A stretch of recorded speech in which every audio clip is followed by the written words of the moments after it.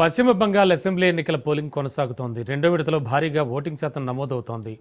మధ్యాహ్నం 3 గంటల వరకు 78% పోలింగ్ నమోదైంది.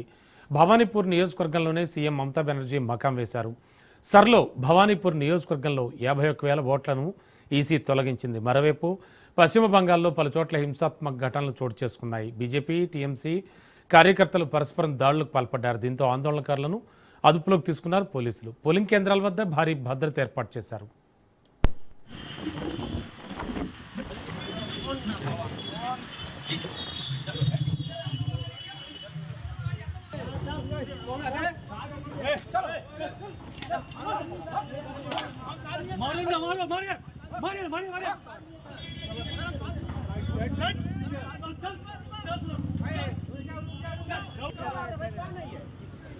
ये उधर पीछे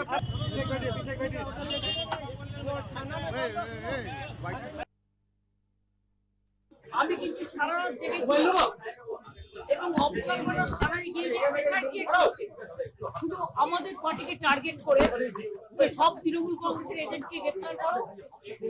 ব্লক প্রেসিডেন্ট আমার ইউথের ব্লক প্রেসিডেন্টকে সকালেও অ্যারেস্ট করেছিল, আমাকে আজও চেতলায় যেতে হয়েছিল।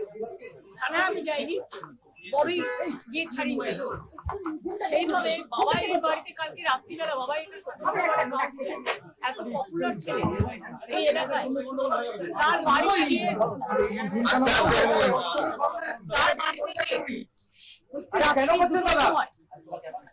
সিআরপিএফ এর একদল গুন্ডা, সরি নট গুন্ডা, CRPF force without state police, without local police একটা আমি কিন্তু সারা রাত দেখেছি। పశ్చిమ బంగాల్ అసెంబ్లీ ఎన్నికల పోలింగ్ కొనసాగుతోంది. రెండో విడతలో భారీగా ఓటింగ్ శాతం నమోదవుతోంది. మధ్యాహ్నం 3 గంటల వరకు 78% పోలింగ్ అయితే నమోదైంది. ఇక ఇదే అంశానికి సంబంధించి మరింత అదనపు సమాచారం విశ్లేషణ అందించడానికి మా బ్యూరో చీఫ్ రాజిరెడ్డి సిద్ధంగా ఉన్నారు. రాజిరెడ్డి, ఈ విడత కూడా విపరీతంగా నమోదవుతోంది ఓటింగ్ శాతం అయితే, అంటే యాక్చువల్గా దీన్ని ఎట్లా చూడాలి? అండ్ మరి కాసేపట్లో కూడా ఖచ్చితంగా పోలింగ్కి సంబంధించి కానీ అలాగే ఈ ఓటింగ్ శాతం అది కూడా చెప్పేటువంటి ఛాన్స్ ఉంది. ఏం జరుగుతోంది యాక్చువల్లీ, ఎలా చూడొచ్చు ఇది? అంటే 6 గంటల వరకు పోలింగ్ ఉంటుంది. మధ్యాహ్నం 3 గంటల వరకు మనకు అందుతున్న సమాచారం ప్రకారం 78% పోలింగ్ అయింది. అంటే 78% పశ్చిమ బెంగాల్లో పోలింగ్ అవ్వడం అంటే మామూలు విషయం కాదు. మొదటి విడతలో చూసుకున్నట్టయితే 92% అయింది. ఇప్పుడు కూడా ఇంచుమించు 90 నుంచి 95 మధ్యలో పర్సెంటేజ్ పోలింగ్ సరళి ఉండే అవకాశాలు అయితే కనబడతా ఉన్నాయి. అయితే అటు తృణమూల్ కాంగ్రెస్ కానీ ఇటు బీజేపీ కానీ నమ్మకంతో ఉన్నాయి. మాకే అనుకూలంగా ఓటర్లు ఓటేశారని అటు తృణమూల్ కాంగ్రెస్ ఇటు బీజేపీ అయితే నమ్మకంగా ఉన్నారు. అయితే ఓ వైపేమో తృణమూల్ కాంగ్రెస్ మేము అభివృద్ధి సంక్షేమ కార్యక్రమాలు చేశాము, పథకాలు ప్రజల్లోకి పెద్ద ఎత్తున ఉన్నాయి కాబట్టి ప్రజలు మాకే పట్టం కట్టారు అనేది కూడా అటు తృణమూల్ కాంగ్రెస్ చెప్తున్నటువంటి పరిస్థితి. అదేవిధంగా బీజేపీ అయితేనేమో గతంలో ఎన్నడూ లేని విధంగా పోలింగ్ పర్సెంటేజ్ పెరిగింది. పోలింగ్ పర్సెంటేజ్ పెరిగితే ప్రభుత్వ వ్యతిరేక ఓటు లాభం చేకూర్చిన విధంగానే అటు బీజేపీ అభివర్ణిస్తుంది. ముఖ్యంగా ప్రధానమంత్రి నరేంద్ర మోడీ, అమిత్ షా పెద్ద ఎత్తున ప్రచారాలు చేశారు, తిరిగారు. ఇవన్నీ కూడా మాకు వర్కౌట్ అయ్యాయి, మోడీ గ్యారంటీలు అని పెద్ద ఎత్తున ప్రచారం చేయడం మాకు కలిసి వచ్చే అంశం అనేది కూడా ఇటు బీజేపీ చెప్తున్నటువంటి పరిస్థితి. ఇక తృణమూల్ కాంగ్రెస్ అధ్యక్షురాలు ముఖ్యమంత్రి మమతా బెనర్జీ ఏమో మాకే అనుకూలంగా ఉంటుందని ఆమె చెప్తున్నటువంటి పరిస్థితి కనబడుతుంది. అయితే ఈరోజు పోలింగ్ జరిగినటువంటి నియోజకవర్గాలు 142 నియోజకవర్గాలు ఉన్నాయి. అందులో 142 నియోజకవర్గాల్లో 1200 పోలింగ్ కేంద్రాలను సెన్సిటివ్ పోలింగ్ బూతులుగా గుర్తించారు.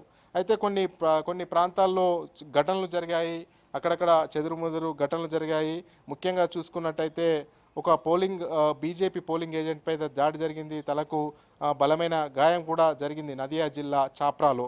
అదేవిధంగా డైమండ్ హార్బర్ ఫాల్తా ప్రాంతంలో ఈవీఎం బటన్ల పైన అవకతవకలు జరిగాయని బీజేపీ ఆరోపణలు చేస్తున్నాయి. కొన్ని జిల్లాల్లో అయితే ఘర్షణలు కూడా జరిగాయి. ముఖ్యంగా బీజేపీ టీఎంసీ కార్యకర్తల మధ్య ఘర్షణలు జరిగాయి. బూతు ధ్వంసం ఘటనలు కూడా చోటు చేసుకున్నాయి. పలు ప్రాంతాల్లో కూడా చెదురుమదురు ఘటనలు జరిగాయి. అయితే ఇప్పుడు 142 నియోజకవర్గాలు ఉన్నటువంటి జిల్లాలు ముఖ్యంగా చూసుకున్నట్టయితే Calcutta, north Parganas, south Parganas, Howrah, Hooghly, Nadia, పూర్బ Bardhaman ఈ యొక్క జిల్లాలు ఉన్నాయి. ముఖ్యంగా చూసుకున్నట్టయితే కలకత్తాలో 11 సీట్లు ఉన్నాయి, నార్త్ పరగనాస్లో 24 సీట్లు ఉన్నాయి, సౌత్ పరగనాస్లో 24 సీట్లు ఉన్నాయి, ఔరాలో 14 సీట్లు ఉన్నాయి, హుగ్లీలో 18 సీట్లు ఉన్నాయి, నదియాలో 17 సీట్లు ఉన్నాయి, పూర్వ బర్ధమాన్లో 16 సీట్లు ఉన్నాయి. అయితే ఇవన్నీ చూసుకున్నట్టయితే ఈ గతంలో చూసుకున్నట్టయితే ఈ 142 సీట్లలో టీఎంసీకి 123 సీట్లు వచ్చినాయి గతంలో 2021లో ఫలితాలు. బీజేపీకి కేవలం 18 సీట్లే వచ్చాయి. ఈసారి ఇక్కడ టీఎంసీ భారీ ఆశలు పెట్టుకుంది. మరోసారి ఈ 142 స్థానాల్లో పెద్ద ఎత్తున సీట్లు సాధించాలి అనేది కూడా ఓవైపు తృణమూల్ కాంగ్రెస్ లక్ష్యంగా పెట్టుకొని పనిచేస్తే, బీజేపీ కూడా ఇక్కడ గతంలో తక్కువ వచ్చాయి కాబట్టే ఓడిపోయాము, ఈసారి అక్కడ తృణమూల్ కాంగ్రెస్కు అంత ఎక్కువగా ప్రజలు అట్రాక్ట్ కాలేదు కాబట్టి మాకే అనుకూలంగా వస్తాయని చెప్తున్నారు. అంటే ఇదంతా కూడా ఈరోజు ఏవైతే నియోజకవర్గాలు పోలింగ్ జరిగాయో 142 నియోజకవర్గాల్లో ఈరోజు సెకండ్ ఫేజ్లో ఇవి కీలకం కానున్నాయని చెప్పుకోవచ్చు. ముఖ్యంగా చూసుకున్నట్టయితే గతంలో ఇప్పుడు ఇక్కడ ఈ యొక్క 7 జిల్లాల్లో 142 నియోజకవర్గాల్లో జరిగినటువంటి పోలింగ్లో మాత్రము తృణమూల్ కాంగ్రెస్కు ఎక్కువ సీట్లు వచ్చాయి, గణనీయమైన సీట్లు సాధించింది. ఈసారి ఆ సీట్లు తగ్గుతాయి, మాకే అవకాశాలు ఉంటాయని బీజేపీ చెప్తూ వస్తుంది. అయితే ఈరోజు మనం చూసుకున్నట్టయితే ఈ పోలింగ్ పర్సెంటేజీ ఇంకా దాదాపు 6 గంటల వరకు ఉంది కాబట్టి 6 గంటలలో కూడా పోలింగ్ లైన్లో నిలబడ్డ వాళ్లకు ఓటు ఏ రాత్రి వరకు నిలబడ్డా కానీ ఓటు హక్కును వినియోగించుకునే అవకాశం ఉంటుంది కాబట్టి దాదాపు 90 నుంచి 95% వరకు పోలింగ్ వెళ్ళే ఆస్కారం అయితే కనబడుతుంది. ఈ యొక్క నేపథ్యంలో ఇక్కడ ఈరోజు సెకండ్ విడత పోలింగ్లో జరిగే ఏవైతే నియోజకవర్గాలు ఉంటాయో అవి డిసైడింగ్ ఫ్యాక్టర్గా ఉండబోతున్నాయి. ఇక్కడ ఫలితాలను బట్టి ఇక్కడ ఎవరు ఎక్కువ సీట్లు గెలిస్తే వాళ్ళే అధికారంలోకి వచ్చే అవకాశాలు ఉన్నాయి. మరి కాసేపట్లో ఎగ్జిట్ పోల్స్ కూడా 6 గంటల తర్వాత ఎగ్జిట్ పోల్స్ కూడా బయట పెడుతున్నటువంటి నేపథ్యంలో ఎగ్జిట్ పోల్స్లో ఏ విధంగా పశ్చిమ బెంగాల్కి ఇస్తారు, ఏ రకంగా ఉండబోతుంది అనేది కూడా మరి కాసేపట్లో అంటే 6 గంటల తర్వాత పోలింగ్ ముగుస్తుంది కాబట్టి పోలింగ్ ముగిసిన తర్వాత ఎగ్జిట్ పోల్స్ను వెల్లడించడానికి కేంద్ర ఎన్నికల సంఘం ఒప్పుకుంది కాబట్టి ఇక 6 గంటల తర్వాత మనకు ఒక స్పష్టమైన క్లారిటీ వచ్చే అవకాశం ఉంది. ఎగ్జిట్ పోల్స్ ఎవరు ఎటువైపు ఇస్తున్నారు, మనకు ఈ పశ్చిమ బెంగాల్లో రెండో విడతలో ఎవరికెంత ఓటింగ్ పర్సెంటేజ్ నమోదైంది అనేది కూడా మొత్తానికి క్లియర్ కట్గా తెలిసే అవకాశాలు అయితే కనపడతా ఉన్నాయి. రమణ. Okay, thank you.